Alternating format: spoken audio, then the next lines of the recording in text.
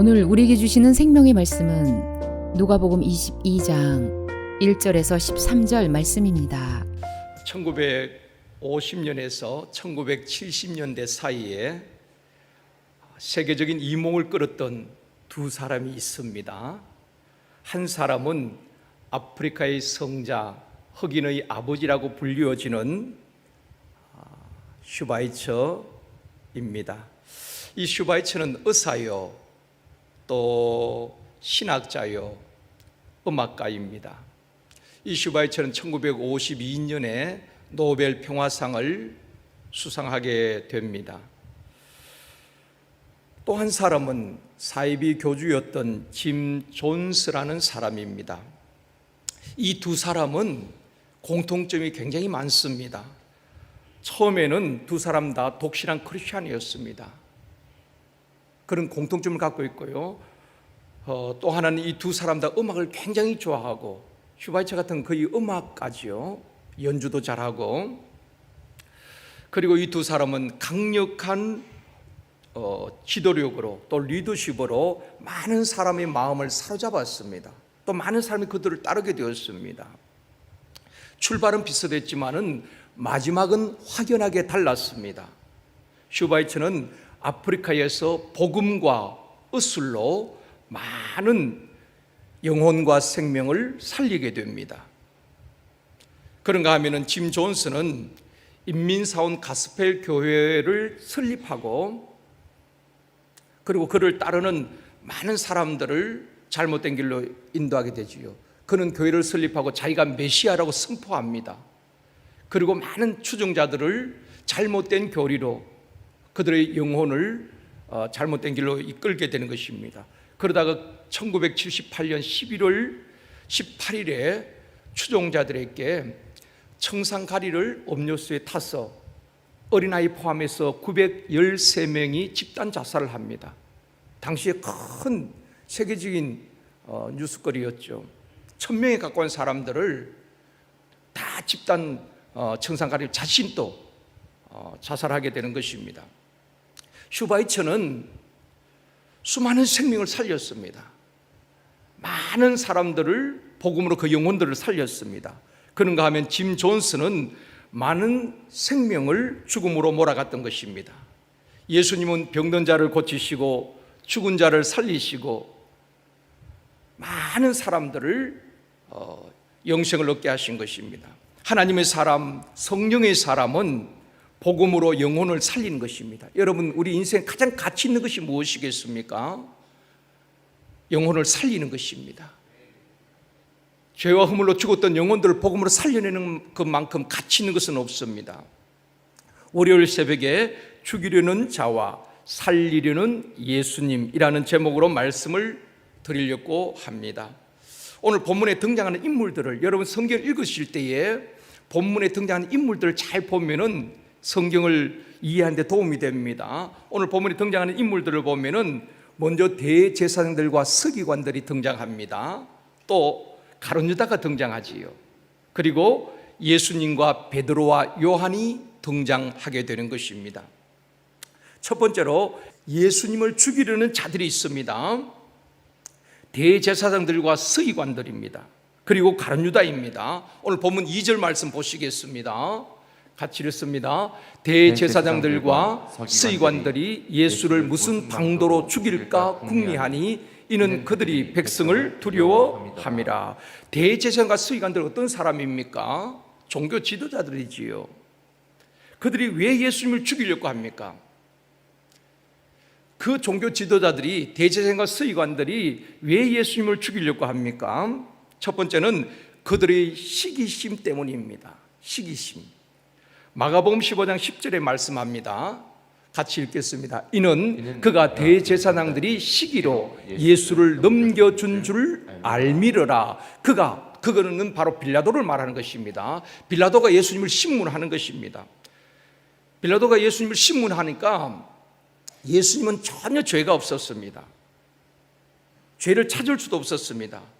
그런데 빌라도가 딱 보니까 대제사장들이 시기로, 그들의 시기심으로 예수님을 넘겨주려고 한다는 것을 빌라도도 알았다는 것입니다.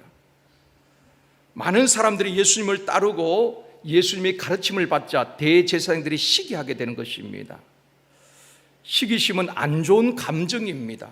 의학사전에 보면 시기심은 남이 잘 되는 것을 샘내고 미워하는 마음이라고 의학사전은 그렇게 말하고 있습니다. 여러분, 사람에게 다 시기심이 있습니다. 질투하는 마음들이 있어요. 어떨 때 질투가 일어납니까? 나보다 못한 사람, 실패한 사람, 어려운 사람, 그 사람들 보고 시기하거나 질투하지 않습니다. 나보다 잘 되는 사람들 보고 샘을 내고 또 미워하고 시기하지요. 나보다 어려운 사람은 그들을 불쌍히 여기고 돕는 것은 오히려 쉽습니다. 교회 안에서도 기도를 많이 하는 분들, 열심히 봉사하는 분들, 또 그들이 가정이 잘 되고 그런 분들을 보면 은근히 시기심이 일어날 때가 있다는 것입니다. 나보다 못한 사람은 같이 돕고 그것은 오히려 쉬운 겁니다. 잘 되는 사람을 보고 기뻐하고 박수를 쳐준다는 것은 오히려 어려운 거예요. 사람이 죄성을 가진 사람은 나보다 잘 된 사람 보면 은근히 그런 시기심이 일어난다는 것입니다. 사울왕도 시기심 때문에 자신의 인생을 망쳤죠. 어린 다윗이 블레셋 장수 골리앗을 죽이고 돌아올 때에 여인들이 외치는 것입니다. 사울이 죽인 자는 천천히요, 다윗이 죽인 자는 만만이로다. 막 여인들이 소리치면서 환영을 합니다. 그때에 사울왕이 그 말에 불쾌하고 노하였다, 그렇게 성경에 말씀하고 있습니다. 또 사무엘상 18장 10절에 보면은 이렇게 말씀합니다. 같이 읽습니다. 그 이튿날 하나님께서 부리시는 악령이 사울에게 힘있게 내림에 그가 집 안에서 정신없이 떠들어대므로 다윗이 평일같이 손으로 수금을 타는데 그때에 사울의 손에 창이 있는지라. 자, 미운 마음이 막 일어나고 분노의 마음이 일어나니까 악령이 그를 사로잡았다는 것입니다. 그리고 정신없이 떠들어댔다는 것입니다. 미친 사람처럼 막 소리를 지르고 막 떠들어대는 것입니다. 그리고 다윗을 죽이려고 그의 손에는 창이 있었다, 그렇게 말씀하고 있습니다. 시기심에 사로잡히니까 악령이 그를 완전히 사로잡아 버린 것입니다. 사울이 자기 정신이 아니에요. 그때부터 다윗을 미워하고 다윗을 죽이려고 계속 추격하죠. 여러분, 왕은 얼마나 일이 많습니까? 나라를 돌보고 백성들 돌보기 위해서 그 바쁜 시간에 이 사울은 왕으로서의 직무를 감당하는 것이 아니라 자기의 시기심 때문에 다윗에게 주목하고 다윗을 죽이기 위해서 계속 추격하는 것입니다. 그러다가 자기 인생을 다 허비해버리는 것입니다. 마지막에는 어떻게 합니까? 자기 칼에 자살하게 되지요. 사랑하는 성도 여러분, 시기심이나 미움 우리에게 있을 수 있습니다. 그러나 그것은 성령이 주시는 마음이 결코 아닌 것입니다. 그렇다면 이번 고난 주간에 우리 속에 있는 그런 시기심이나 질투심이나 미움이나 이런 것들을 십자가에 못 박는 저와 여러분이 되어지기를 원합니다. 그것을 다스릴 수 있어야 되는 것입니다. 방치하면 안 되는 것입니다. 그것이 내 속에서 자꾸 커지고 그러면은 결국 미움이 정오심으로, 살인으로 이어지는 것입니다. 이 미움과 시기심을 잘 다스릴 수 있기를 원합니다. 우리 힘으로 잘 되지 않아요. 성령의 능력으로 우리의 모든 시기심을 다스릴 수 있기를 원합니다.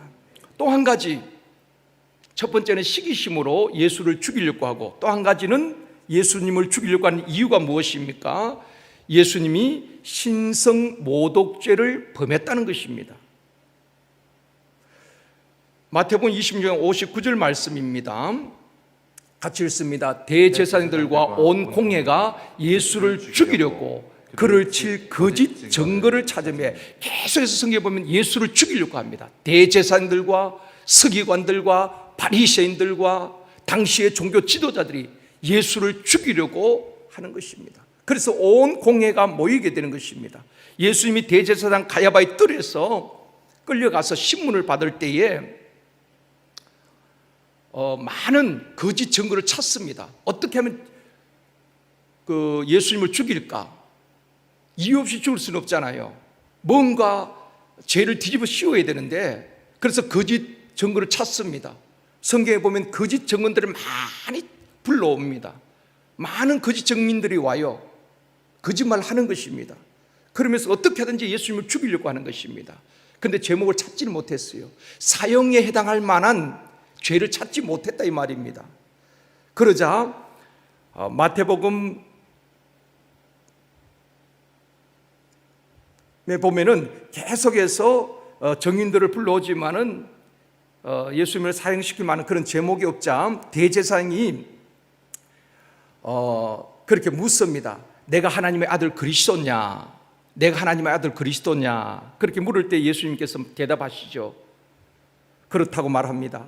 그럴 때 마태복음 26장 65절에 보면 말씀합니다. 같이 읽습니다. 이에 대제사장이 자기 옷을 찢으며 이르되 그가 신성 모독하는 말을 하였으니 어찌 더 증인을 요구하리요? 보라, 너희가 지금 이 신성 모독한 말을 들었도다.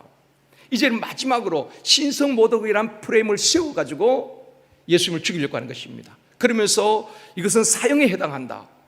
예수님이 하나님의 아들이라 그러니까 이것은 신성 모독죄다. 이것은 사형에 해당한다고 하면서 결국 예수님을 십자가에 못 박게 내어 주게 되는 것입니다. 예수님을 죽이려고 했던 또 한 사람이 가룟 유다입니다. 오늘 본문 3절에 말씀하지요. 12 중에 하나인 가롯신이라 부르는 유다에게 뭐가 들어갔어요? 사단이 들어갔다는 것입니다. 예수님의 제자인 가룟 유다에게 사단이 들어가니까 사단이 조종을 받게 되는 것입니다. 요한복음 13장 2절에도 말씀합니다. 같이 읽습니다. 마귀가 벌써 시몬의 아들 가룟 유다의 마음에 예수를 팔려는 생각을 넣었더라. 그 가룟 유다의 마음에 마귀가 예수를 팔려는 생각을 넣었다는 것입니다. 사랑하는 성도 여러분, 우리가 지켜야 될 것이 참 많이 있습니다. 가정도 지키고 자녀들도 잘 돌보고 건강도 지키고 해야 되지만은 진짜 우리가 지켜야 될 것은 우리의 마음입니다. 무릇 지킬 만한 것보다도 너희 마음을 지키라. 생명이 거느니 이에서 남이라고 말씀하고 있습니다. 왜 마음이 중요할까요? 성령이 오시는 곳이 마음입니다. 마귀가 틈타는 곳이 마음이란 말입니다. 가룟 유다의 마음에 마귀가 들어가니까 예수를 팔려는 생각을 넣었다는 것입니다. 자기 의지와 상관없이 마귀가 다 가룟 유다를 조종하는 것입니다. 여러분, 우리는 성령의 지배를 받아야 되는 것입니다. 성령으로 충만해야 되는 것입니다. 그게 성령의 사람이에요. 그런데 마귀가 보이지 않습니다. 우리 마음에 들어오면은 그 마귀가 다 우리 생각까지도 장악하는 것입니다. 가정을 장악하는 것입니다. 교회를 장악하는 것입니다. 여러분, 그러면 마귀의 조종을 받게 되는 것입니다. 마귀가 얼마나 강교한지 모릅니다. 그렇기 때문에 여러분, 우리 마음을 잘 지켜야 되는 것입니다. 마귀가 틈타지 못하도록 빗장을 걸고 우리 마음을 지켜야 되고 성령이 오시기를 환영해야 되는 것입니다. 저와 여러분 예수로 충만하기를 원합니다. 성령으로 충만하기를 원합니다. 그래서 성경에 보면 성령의 충만함을 받으라고 말씀하고 있습니다. 우리가 사역을 하는 것도 중요하지만 먼저 성령의 충만함을 받아야 되는 것입니다. 우리 주님께서 제자들에게 너희들이 사역을 열심히 해라, 전도 열심히 해라, 복음 열심히 전해라 말하지 않았습니다. 먼저 해야 될 것은 성령을 받고 권능을 받고 그 다음에 증인이 되라는 것입니다. 성령 받으면 자연스럽게 예수의 증인이 되는 것입니다. 성령 받으면 복음을 전하지 않고는 견딜 수가 없는 것입니다. 그래서 여러분, 우리가 성령을 받아야 되는 것입니다. 가룟 유다의 마음에 마귀가 들어가니까 마귀의 조종을 받게 되는 것입니다. 마귀는 거짓의 아비라고 말했습니다. 가룟 유다는 사탄에 속아서 예수님을 미워하고 예수님을 팔게 되는 것입니다. 사랑하는 성도 여러분, 시기심에 사로잡히고 미움에 사로잡히고 마귀에 사로잡히면 불행하게 되는 것입니다. 우리 모두가 이 고난 주간에 기도해야 될 것은 성령에 사로잡히고 말씀에 사로잡히고 예수에 사로잡히고 복음에 사로잡힐 수 있기를 주님의 이름으로 축원합니다. 두 번째는 살리려는 예수님이십니다. 대제사장들과 서기관들, 가룟 유다는 예수님을 죽이려고 계속 궁리하죠. 모여서 어떻게 하면 예수를 죽일까? 그것만 의논했다고 성경에 보면 계속 말씀하고 있습니다. 사복음서에 보면은 이 대제사장, 서기관, 바리새인들, 종교 지도자들이 그 많은 백성들을 바른 대로 이끌기 위해서 그들이 의논한 것이 아니라 그들의 목적은 오직 예수를 어떻게 하면 죽일까? 그걸로 모이고 의논하고 궁리하고 있는 것입니다. 그러나 예수님은 살리기 위해서, 죄와 허물로 죽었던 영혼들을 살리기 위해서 육신을 입고 이 땅에 오신 것입니다. 에베소서 2장 1절에 말씀합니다. 같이 읽습니다. 그는 허물과 죄로 죽었던 너희를 살리셨도다. 여러분, 우리는 허물과 죄로 죽을 수밖에 없는 죄인 아닙니다.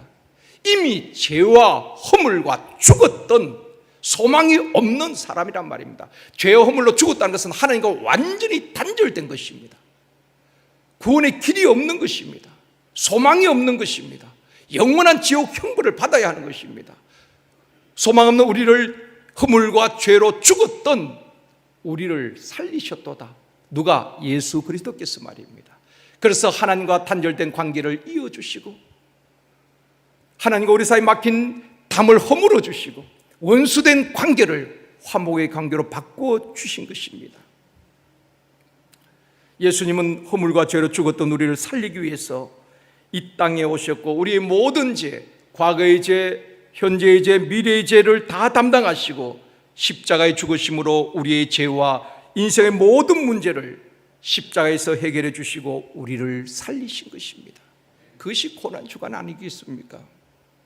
우리가 지식적으로 아는 것이 아니라 그 주님이 나의 구원자가 되어지고 나의 주가 되어지기를 원합니다. 우리 인생의 주인이 되어지기를 원합니다.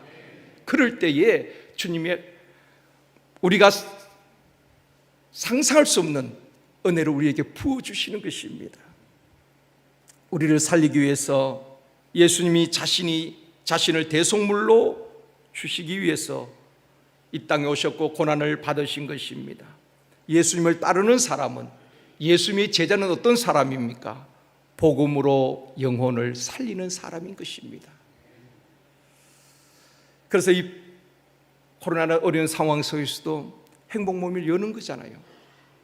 많은 분들이 한 20개 가까이 청년들 포함해서 행복모임을 열면서 영혼을 살려내는 것입니다. 사랑하는 성도 여러분, 마귀는 빼앗고 죽이고 멸망시키는 것입니다. 그러나 예수님은 죄와 허물로 죽었던 우리를 살리셨고 영원한 생명을 주시는 것입니다. 성령은 살리는 영입니다. 우리 모두 살리는 사람이 되어지기를 원합니다. 복음으로 우리가 먼저 변화되어지고, 복음으로 가정을 살리고, 샘터를 살리고, 지역을 살리고, 민족과 열방을 살리는 우리 제일성도교회와 성도님들이 되어지기를 주님의 이름으로 축원합니다. 예수님을 죽이려고 하는 사람들이 있었던가 하면은 예수님은 살리기 위해서 이 땅에 오셨고 또 허물과 죄로 죽었던 영혼을 살리셨습니다. 우리 제일성도교회가 영혼을 살리는 생명의 공동체가 되어지기를 원합니다. 그것이 교회의 본질인 것입니다. 비본질적인 것을 가지고 붙들고 시간을 허비하면 안 되는 것입니다. 주님께서 우리 주신 모든 사명, 교회의 핵심은 살리는 것입니다. 우리 교회가 살리는 공동체가 되어지고 저와 여러분이 어디를 가든지 복음으로 영혼을 살리는 저와 여러분이 되어지기를 주님의 이름으로 축원합니다.